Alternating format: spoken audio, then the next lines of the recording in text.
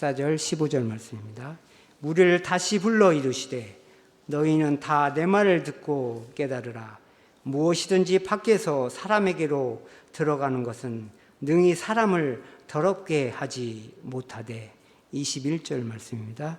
속에서 곧 사람의 마음에서 나오는 것은 악한 생각 곧 음란과 도둑질과 살인과 간음과 탐욕과 악독과 속임과 음탕과 질투와 비방과 교만과 우매함이니 이 모든 악한 것이 다 속에서 나와서 사람을 더럽게 하느니라. 아멘. 유머나 농담에 관한 책을 읽다 보면요, 그러니까 예전에 채불암 시리즈 같은 유머책, 농담책이 아니라 유머나 농담에 관한 책인데요, 하나같이 그런 이야기를 합니다. 재미있기 위해선 설명을 적게 해야 한다 하는 거죠. 때로 우리가 다 이해하지 못할 수가 있습니다. 그래서 설명을 시작하면 이해를 시킬 수는 있지만 재미는 없다, 그렇게 말합니다. 제가 늘 농담에 실패하는 이유는 자꾸만 설명하려고 하기 때문입니다. 이거는 이 이야기는 이래서 웃긴 겁니다. 여기서 웃으셔야 됩니다. 자꾸 이런 것들을 강요하기 때문이다 라고 할 수 있는데요. 근데 그런 책들을 보다 보면 더 중요한 게 있는데 서로 공유하는 내용이 있어야 한다는 것입니다. 우리가 종종 충청도식 화법이 우리에게 재미를 주지 않습니까? 제가 몇 개만 소개해 보겠습니다. 한 자녀가 여름에 아버지에게 복숭아를 깎아드리는데 아버지가 보기에 이 껍질을 너무 두껍게 깎았나 봅니다. 그러니까 아버지가 이렇게 말합니다. 아이고, 너는 씨 먹으려고 그렇게 열심히 깎느냐. 그리고 이제 중고차 파는 이 충청도 형님한테 이 차 연비 좋냐고 물어봤습니다. 그랬더니 그 형님이 대답하는데요, 기름 냄새만 맡아도 굴러가 합니다. 또 뜨거운 걸 잘 못 먹는 사람들이 있잖아요. 그래서 뜨거운 걸 먹을 때면 연신이 이렇게 호호 불어가면서 먹는데요, 옆에서 그 모습을 보고 있던 한 충청도 친구가 그렇게 말했다고 합니다. 얼려 먹게? 그러니까 이런 이야기를 들으면서 우리가 재밌으려면요, 우리가 충청도를 조금 알아야 되고 다소 느리게 이야기하지만 돌려서 말하는 그 충청도 화법에 대한 이해가 얼마큼 전제돼야 됩니다. 이런 이야기들을 아무리 외국 사람들한테 잘 설명해 봐야 이 재미를 알기는 어렵습니다.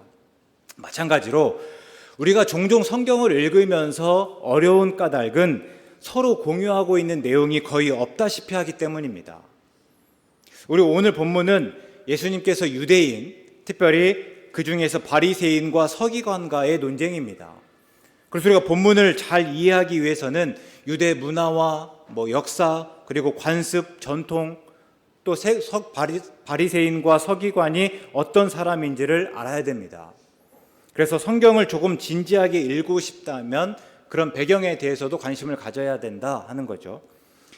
먼저 바리새인과 서기관 며칠 언급하였습니다. 그들은 예루살렘에서 왔다 이렇게 이야기하고 있는데요, 복음서를 읽으실 때 예루살렘은 그냥 부정적인 곳이에요.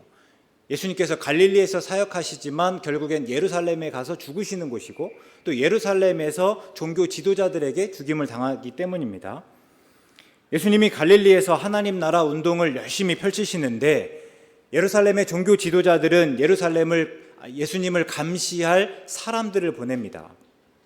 그러니까 예수님이 과연 그들의 기준에 합당한지, 특별히 율법이나 안식일을 지키고 그들의 의견에 어긋나지는 않는지를 계속해서 살피기 위해서입니다. 그러다 보니까 기본적으로 예루살렘에서 온 사람들은요, 예수님을 반대하거나 또 예수님에게 호의적이지 않았습니다. 그런 바리새인과 서기관이 예수님의 제자 중 몇 사람이 부정한 손, 곧 씻지 않은 손으로 떡 먹는 것을 보았습니다. 마가는 이게 왜 문제가 되는지를 설명하기 위해서 3절과 4절에서 괄호를 쳐서 또 이야기하고 있습니다. 그러니까 유대인이라면 굳이 그런 설명을 할 필요가 없습니다. 그러니까 유대인들은 그냥 이렇게 바리새인과 서기관이 문제를 제기했을 때 왜 그러는지를 충분히 아는 거죠. 그러나 그것들을 충분히 알지 못하는 독자들을 위해서 설명하고 있다 하는 거예요. 우리도 그렇지 않습니까? 당시 유대인의 문화와 전통을 잘 알지 못하면 본문에서 손을 씻지 않고 떡을 먹는 게 왜 그렇게 문제가 되는지를 잘 이해할 수 없습니다. 아무리 예루살렘에서 왔고 또 예수님을 반대한다고 하지만 그런 시시하고 사소한 것까지 이렇게 상관하냐? 그 정도 고투리 잡겠다고 예루살렘에서 갈릴리까지 왔냐? 이렇게 물을 수 있습니다. 그래서 조금만 더 우리가 안다면 그렇게 간단하지가 않습니다. 나라가 멸망하고 유대인들은 바벨론의 포로로 잡혀갔습니다. 그때 그들에게 가장 중요한 주제는 이방인과 섞여 살면서 어떻게 하나님의 백성으로 구별되는가였습니다. 그러니까 바벨론으로, 그러니까 이방인의 지역으로 끌려오고 이방인과 섞어 살면서 그 속에서 이방인과 어떻게 다르게 드러날 수 있을까였습니다. 그 고민 끝에 율법, 특별히 정결규례나 안식일법, 그리고 음식법, 할례 등을 강조하면서 그것들을 지키기 위한 수많은 규정들을 또 만들어냈습니다. 그래서 우리가 성경을 읽다 보면 안식일 논쟁이 치열한 거예요. 왜 이렇게 자꾸 안식일 가지고 예수님에게 말을 이렇게 시비를 거는가? 우리가 볼 때에는 당연한 것 같은데 왜 그것 가지고 예수님에게 따지고 붙들고 있는가 하는 것들을 볼 수 있게 되겠죠. 그러니까 비록 나라를 잃고 또 성전은 파괴되었고 바벨론의 포로를 잡혀왔지만, 그러나 우리는 하나님을 믿는 하나님의 백성이라는 정체성을 어떻게든 가져가기 위해서 치열하게 애쓰는 과정입니다. 그러니까 이런 전통이 예수님 당시까지 그대로 이어졌습니다. 그리고 바리새인과 서기관은 그 일에 가장 앞장서는 사람들이었습니다. 그들은 율법의 의미를 따지고 율법을 어떻게 일상에 적용해야 되는지를 고민하였습니다. 그러니까 율법은 예전에 쓰인 거잖아요. 벌써 이 바리새인과 서기관이 살아갈 때만 하더라도 율법은 그냥 옛날 이야기처럼 여겨지는데 이 옛날 이야기가 오늘 우리에게는 어떤 의미인지, 그래서 오늘 우리가 어떻게 살아야 되는지를 끊임없이 고민했던 사람들이에요. 그러면서 그들이 또 중요하게 여겼던 것은 예전부터 구전으로 내려온 규정들입니다. 그러니까 그 규정들은 율법을 지키기 위한 구체적인 규정들이죠. 그러니까 우리뿐만 아니라 예전부터, 그죠? 바벨론의 포로로 잡혀갔을 때부터 그럼 우리가 어떻게 이 율법의 말씀을 지켜야 되는가 여러 가지 규정들을 두었을 텐데요. 그것들도 소중하게 여기며 그것을 마치 율법처럼 여겼다 하는 거예요. 그 규정들이 바로 장로들의 유전이고 장로들의 전통입니다. 그러니까 본문에서 그들이 제기한 문제를 절대 사소하게 소홀하게 여길 수 없는 까닭입니다. 장로들의 유전 그리고 장로들의 전통에 따르면 음식을 먹기 전에는 반드시 손을 씻어야 했습니다. 또 시장에서 돌아와서는 몸을 씻었습니다. 그러니까 밖이든 시장이든 우리가 다니다 보면 부정한 사람이나 부정한 물건과 접촉할 수밖에 없습니다. 소위 부정타는 것인데요. 그래서 부정을 씻고 정결을 확보하기 위해서입니다. 완전히 새로운 것도 아닙니다. 출애굽기 30장에 보면 이 제사장들이 회막에서 봉사할 때 손을 씻는 규정이 나타납니다. 그러니까 제사장들이 보통 회막에서 여러 가지 예배들을 집리하는데 그때에 스스로 정결하게 하기 위해서 손을 씻어라 하는 규정이 나타난다는 거예요. 근데 이 규정을 제사장에서 일반인으로, 그리고 회막에서 봉사할 때에서 일상에서 음식 먹을 때까지로 확대해서 적용한 것입니다. 우리가 잘 아는 대로 바울은 40에서 하나 감한 매를 5번 맞았습니다. 그러니까 신명기 율법에 따르면 누군가 죄를 지으면 죄의 정도에 따라서 매를 때리는데 40대까지만 때리라 이렇게 말하고 있습니다. 그 이유를요, 40대를 넘기면 형제를 천히 여기는 일이기 때문이다 말하고 있습니다. 그러니까 우리가 매를 때리는 이유는 죄 값을 치르게 하고 다시는 그 죄를 짓지 않게 하는 의도인데 40대를 넘어서 때리면 그거는요 도가 지나치다 하는 거예요. 그거는 그 사람을 경시하는 일일 수 있고 혹 그게 죄를 다스리는 것을 넘어서 그 사람을 죽음에 이르기까지도 하는 여러 가지 이유들 때문입니다. 근데 40대를 때리려고 하니까 수를 잘못 세어서 41대를 때릴 수도 있습니다. 그래서 유대인들이 어떻게 했는가? 이런 여지를 아예 두지 않기 위해서 39대까지만 때렸습니다. 그러니까 40대까지 때릴 수 있는데 혹시나 41대를 때릴 수 있을까 싶어서 무조건 39대까지만 때리게 하였다 하는 거예요. 그러니까 바울이 40에서 하나 감한 매를 맞았다는 게 이 의미입니다. 그러니까 율법을 더 정확하게, 더 철저하게 지키기 위한 나름의 장치였습니다. 근데 음식을 먹기 전에 손을 씻는 것 역시 마찬가지입니다. 그러니까 제사장의 규정을 일반인이 음식 먹을 때까지로 확대하는 것은 율법을 더 엄격하게 지키는 거예요. 그냥 제사장만 지키는 것이 아니라 그 제사장의 기준으로 우리가 그 율법을 지키겠다 하는 의도입니다. 그런데 예수님의 제자들이 아무렇지 않게 그 전통을 어겼습니다. 그리고 그 의도를 내팽개쳐 버렸습니다. 그래서 바리새인과 서기관이 따져서 물은 거예요. 근데 예수님이 대뜸 뭐라고 말씀하시는가 보면요, 너희 외식하는 자라고 말씀합니다. 그들이 지금 외식하고 있다 하는 겁니다. 외식이라는 말의 뜻은요, 배우처럼 행동하다 하는 의미입니다. 그러니까 배우는 내가 실제로 어떤 사람인지와 상관없이 그 배역을 맡은 그 인물, 그 성격, 행동 등을 표현합니다. 근데 지금 바리새인과 서기관들이 그렇다는 거예요. 내 실제와 상관없이 다른 드러난 모습들로 이야기한다. 그러면서 예수님께서 이사야의 말씀을 인용합니다. 이사야는요, 이 백성, 이때 이 백성이라고 하는 것은 유다 전체 백성들을 말하는 것이 아니라 그 중에서 특별히 가르치는 역할을 하는 사람들을 이야기합니다. 이 백성은 입술로는 하나님을 공경하면서 마음은 하나님에게서 멀었다 말합니다. 그러니까 입술과 마음, 겉과 속이 달랐습니다. 그럼 그 까닭이 무엇인가? 그 뒤에 보면요, 사람의 계명으로 교훈을 삼아 가르치면서다 말하고 있습니다. 근데 우리가 여기서 주의할 게 있습니다. 여기서 말하는 외식은요, 우리가 생각하는 것처럼 속이려고 하는 의도가 있지 않습니다. 그러니까 겉과 속이 다르다 하는 것은 내가 실제로는 이런데 겉으로 드러나는 것 다르게 표현하면서 그 사람을 속인다 하는 의미로 우리는 주로 받아들이는데요, 이 말의 뜻에는 그런 의미나 의도가 전혀 없습니다. 우리가 배우가 연기한다는 것을 속인다고 말하지 않지 않습니까? 마찬가지입니다. 그러니까 이사야의 말로 적용하면 이 백성이 마음으로는 하나님을 공경하지 않으면서 입술로는 하나님을 공경하는 척한다 하는 것이 아니에요. 그럴 의도가 전혀 없었습니다. 다만 사람의 계명을 율법, 그러니까 하나님의 계명과 동등하게 여기면서 사람의 계명으로 교훈을 삼아 가르치다 보니 결과적으로 하나님을 헛되이 경배하고 하나님의 계명을 버리게까지 되었다 말하고 있는 것입니다. 그럴 때 우리는 외식을 조금 더 진지하게 생각해야 됩니다. 제가 설교하면서 물음을 많이 던지지 않습니까? 전에 한 권사님이 그랬습니다. 그러니까 목사님으로부터 한 100만 개쯤 되는 물음을 받은 듯합니다. 근데 다는 아닌데 나름 그 물음에 답하면서 살고 있습니다. 그러니까 제가 그만큼 많이 질문을 던지긴 하는 것 같아요. 근데 어쨌든 그 말이 큰 위로가 되었습니다. 근데 사실 물음을 던지는 게 제게는 굉장히 죄송스러워요. 대부분은 부담을 드리는 물음이기 때문입니다. 그래서 종종 아내도 그런 말을 합니다. 어떻게 맨날 묻고 고민하라고만 하냐. 근데 저도 알아요. 근데 그런 말씀을 묵상하다 보면 묻고 고민하라고 할 수밖에 없습니다. 다시요.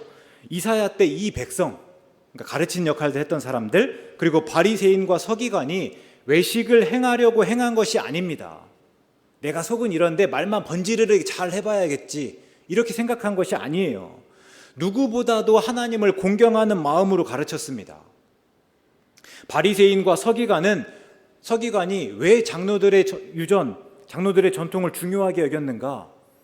그것이 율법, 하나님의 계명을 더 철저하게 지키는 방법이라고 생각했기 때문입니다. 그런데 결과는요? 그들은 외식하는 자가 되었고 하나님과 멀어졌습니다. 하나님을 헛되이 경배하고 하나님의 계명을 버리기까지 하였습니다. 마태복음 7장에서 예수님이요, 나더러 주여 주여 하는 자마다 다 천국에 들어갈 것이 아니다 말씀하셨습니다. 그러면서 22절에서 뭐라고 말씀하셨냐면, 그날에 많은 사람이 나더러 이르되 주여 주여 우리가 주의 이름으로 선지자 노릇하며 주의 이름으로 귀신을 쫓아내며 주의 이름으로 많은 권능을 행하지 아니하였나이까 라고 말할 거다, 이렇게 말합니다. 그러니까 그 사람들은요, 주를 믿지 않거나 주와 상관없었던 게 아닙니다.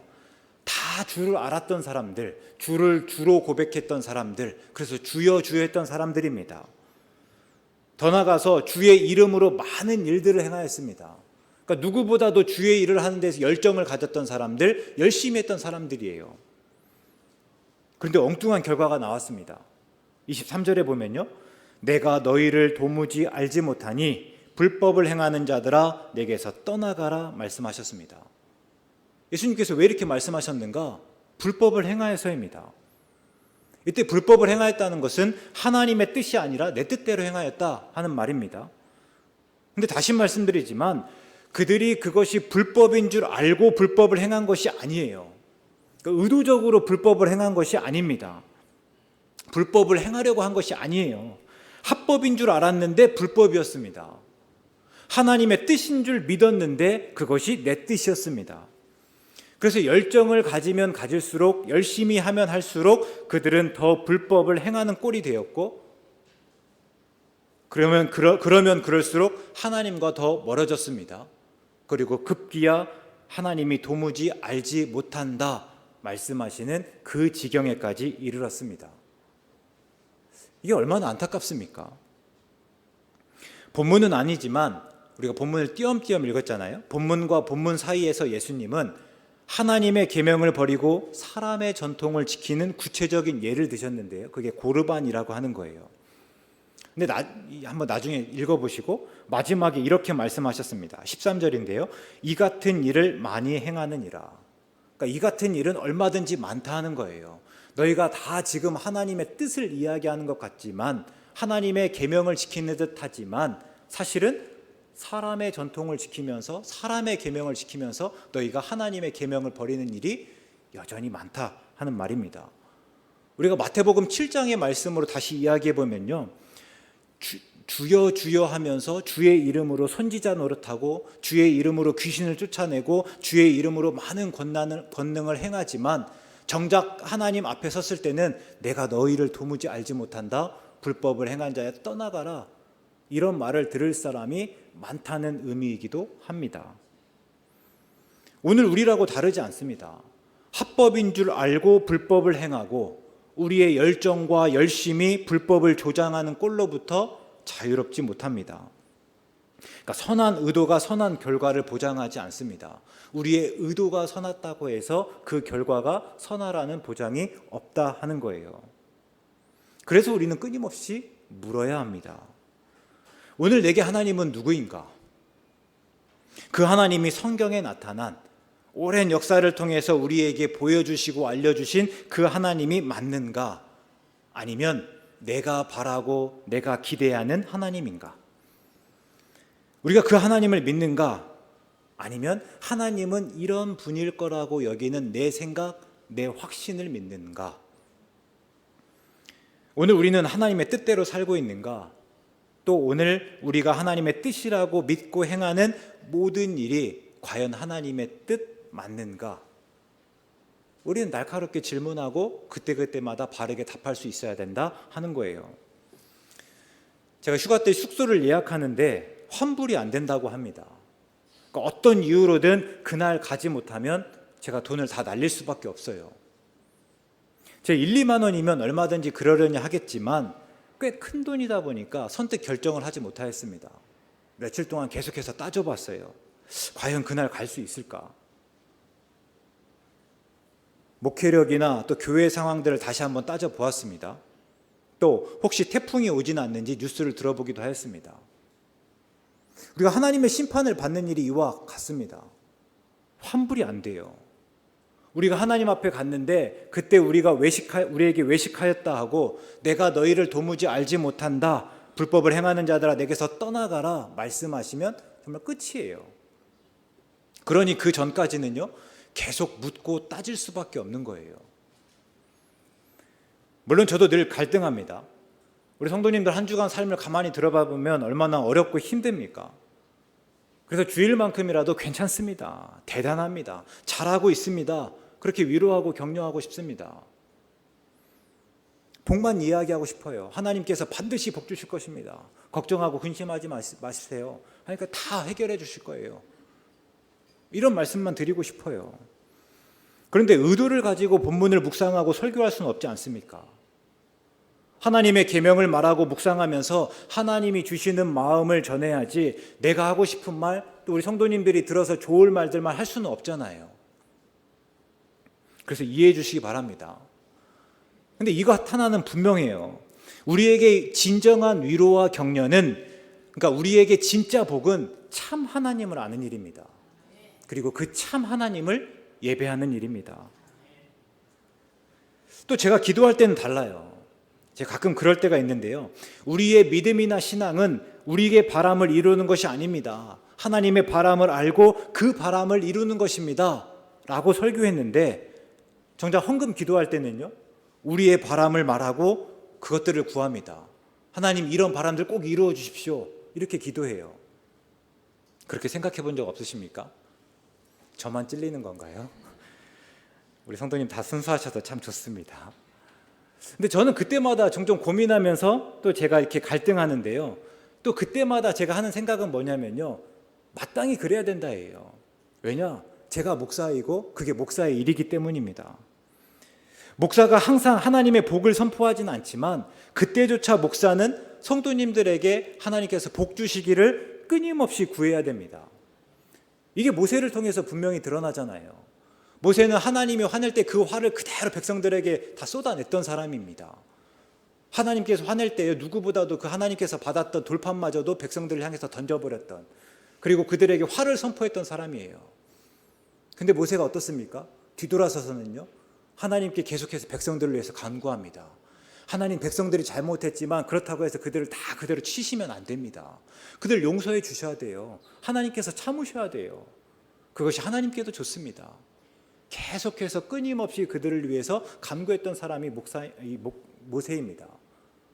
그리고 그게 목회예요. 목사가 할 일이고, 날마다 하나님의 복을 선포하지 못하지만, 하나님의 복만 말하지 않지만, 그러나 끊임없이 성도님들에게 복을 구할 수 있는 사람, 이게 목사예요. 그래서 여러 가지 물음을 던지며 부담을 드리지만 누구보다 하나님께서 우리 성도님들에게 복 주시기를 구하고 있습니다. 그러니 너무 서운해하지 마시고 이런 물음들에 하나하나 진지하게 답해 가실 수 있으면 좋겠습니다. 우리가 함께 그렇게 답을 내볼 수 있으면 좋겠습니다.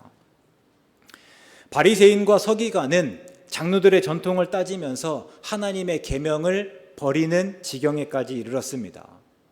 그들은 어떻게든지 간에 율법을 잘 지키고 율법을 범하지 않기 위해서 율법 주변에 울타리를 쳤습니다. 그런데 결국 그 울타리 때문에 그들이 율법의 목적과 정신을 아는 데까지 나아가지 못하는 아이러니한 상황이 벌어지고 말았습니다. 앞에서 바리새인과 서기관은요, 어째서 당신의 제자들은 장로들의 전통을 준행하지 않습니까? 그리고 부정한 손으로 떡을 먹습니까? 이렇게 물었습니다. 근데 예수님은 거기에 대해서 답하지 않고 그들을 외식하는 자로 꾸짖기부터 하셨습니다. 그런데 이제 이후에 그 물음에 답하십니다. 근데 바리새인과 서기관들이 그 자리에 있었을 것 같지는 않습니다. 근데 예수님께서 다만 무리를 다시 부르시고 그 무리에게 말씀하십니다. 15절의 말씀인데요. 누구든지 밖에서 사람에게로 들어가는 것은 능히 사람을 더럽게 하지 못한다 말씀하십니다. 그러니까 손을 씻지 않고 음식을 먹는 것은 물론 위생적으로는 좋지 않을 수 있지만 이 정결과는 아무런 상관이 없다 말씀하십니다. 그러니까 그것 때문에 그 사람이 누구인지 또 혹은 그 어떤 사람인지 아무런 영향을 끼치지 않습니다. 그래서 내가 손을 씻지 않고 음식을 먹는 것으로는 내가 부정해지지 않습니다. 그러면 무엇이 우리를 부정하게 하는가? 16절 말씀에서요, 사람 안에서 나오는 것이 사람을 더럽게 한다 말씀하시죠. 그럼 사람 안에서 나오는 것이 무엇인가? 이게 21절의 말씀입니다.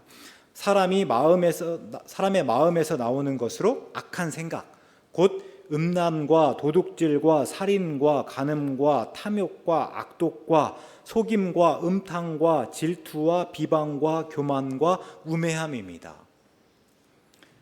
그러니까 부정한 사람이나 부정한 물건과 접촉하고 부정한 음식을 먹어서 우리가 부정해지는 것이 아니라 우리 마음이 부정해서 우리가 부정해지는 것입니다.